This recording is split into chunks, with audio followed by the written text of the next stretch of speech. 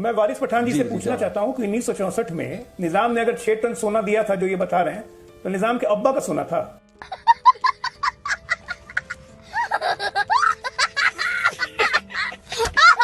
इन्हीं रजाकारों से मुक्ति पानी है जो आज आप लोग बिल में घुस गए हैं। निजाम ने सोना दिया था, इस देश के रजाओं ने लगता है, निजामों ने लगता है कि ऊपर से लिखवा के सोना लेके आए थे कि उनके पास, अगर इसी देश का सोना था जो लूटा जनता से। धागा खोल दिया एकदम। हाय फ्रेंड्स, स्वागत है आपका रैंडम न्यूज़ दुनिया चैनल पर। आज हम देखेंगे कि अजय आलोक ने ओवैसी के प्रवक्ता को उनका ही इतिहास समझाया। ज़्यादातर मुसलमानों को इस बात की अकड़ है कि मुगल बहुत पैसे वाले थे। उनको ये नहीं पता कि भारत के लोगों से लूट के ये अमीर बने थे। तो चलिए ये वीडियो देखते हैं, और चैनल को सब्सक्राइब नहीं किया है तो कर लीजिएगा।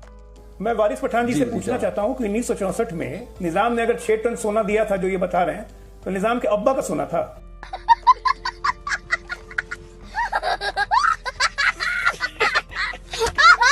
इसी देश का सोना था, इसी देश के गरीब लोगों पे जुल्म करके वो सोना लूटा गया था।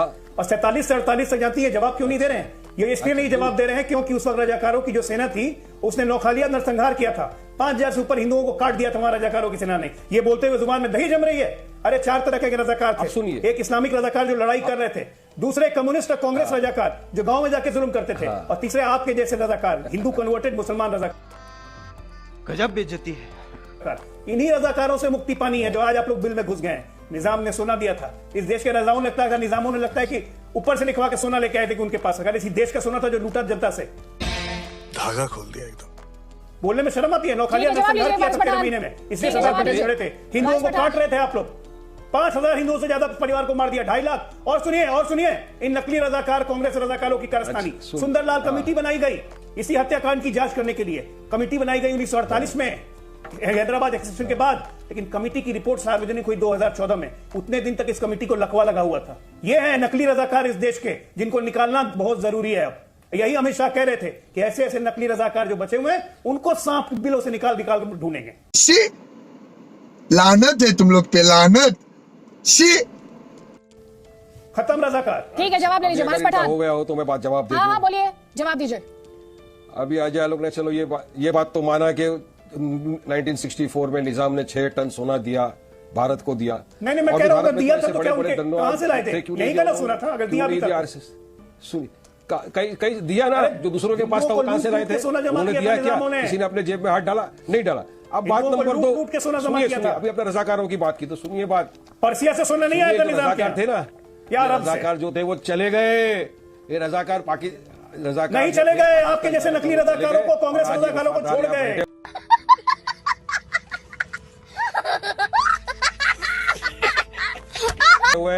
और आपकी जैसे नकली रजाकारों को, कांग्रेस रजाकारों को, कम्युनिस्ट रजाकारों को छोड़ गए। मोदी को जवाब दे रहे हो। जाके पढ़ लीजिएगा कितने तरह के रजाकार कैसा चलेगा आलोक जी? आप तो उस वक्त भी इन रजाकारों को चलाने के लिए आप जब बोले मैं तो नहीं बोला, मैं तो समझ रहा था कि आप कितने तमीज वाले पार्टी चला रही थी रजाकारों को जो निजाम ने बनाया। आलोक जी, उनको बात पूरी कर लेने दीजिए सर, उन्हें बात पूरी कर लेने दीजिए, मैं वापस आपको फ्लो दूंगी, प्लीज।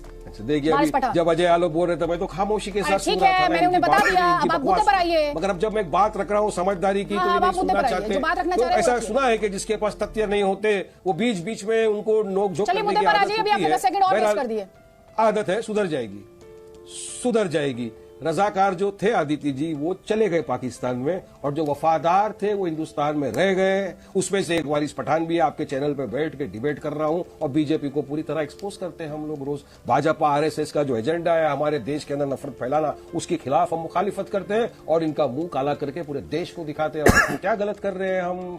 चले गए, जिनको नहीं है उनको पकड़ के रखेंगे। अरे 2022 आ गया अजय आलोक, 24 आने वाला है, संभालो, हवा तेज चल रहा है, कभी भी भाजपा जा सकता है, क्योंकि तुमने काम तो कुछ किया नहीं है। तुमने सिर्फ नफरत फैलाया। राम जी के नाम पे मंदिर बनाया, राम जी के नाम पे गले में गफला कर दिया, ट्रस्ट के अंदर ही पैसों का गफला कर दिया आप लोगों ने। अरे शर्म करो। मेरे हिंदू दोस्त मुझे फोन कर करके बोल रहे हैं, वारिस भाई क्या हो गया ये, हमने तो राम जी के नाम पे चंदा दिया, ये लोग तो उसी के अंदर घोटालाबाजी करने लग गए। मैं बोला ये तो ऐसे ही है,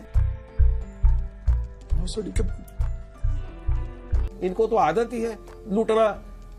अब सुनिए आलोक जी, जब भाजपा के पास कोई मुद्दे नहीं बचते ना, ये हिस्ट्री आप भी उठा के देख लीजिए, आप तो डॉक्टर है। अरे तो निजाम को सर्टिफिकेट कौन दे रहा है भाई? रजाकार निजाम को सर्टिफिकेट वारिस पठान कौन दे रहा है? सर्टिफिकेट तो अमित शाह दे रहे हैं। ना सर्टिफिकेट तो आप दे रहे हैं। लग रहा है आदित्य जी, सर्टिफिकेट तो आप दे रहे हैं। हिस्ट्री को तो जो हिस्ट्री ने जो निजाम का चेहरा दिखाया और जो सर्टिफिकेट आप दे रहे हैं, उन दोनों में तो जमीन आसमान का अंतर है भाई। उन दोनों में, दोनों चेहरों में जमीन आसमान का अंतर है। बता रहा हूं निजाम अभी तक आपने मुझे बताया नहीं। 15 अगस्त 1947 से सितंबर 1948, सवाल का जवाब नहीं दिया आपने। मैंने बार बार वो सवाल पूछा आपसे। 15 अगस्त 1947 से सितंबर 1948 हैदराबाद कहां था? हैदराबाद के निजाम का क्या स्टैंड था? हैदराबाद में क्या चल रहा था? बस इतना सवाल है मेरा। 1947 से 1948 तक आरएसएस कहां था? सावरकर क्या कर रहा था? गोवलकर क्या कर रहे थे? हैदराबाद के किस निजाम से का माफी मांग रहे थे? किस से लड़ने की बात कर रहे थे? जवाब दे दो और मेरे आप को। जाकर छिपेंगे आरएसएस के पीछे। जवाब दो मुझे। नहीं, आपका डिफेंस है आरएसएस। सर आप सवाल का जवाब दे नहीं पा रहे। समझ में आ रहा है कि इंडिफेंसिबल।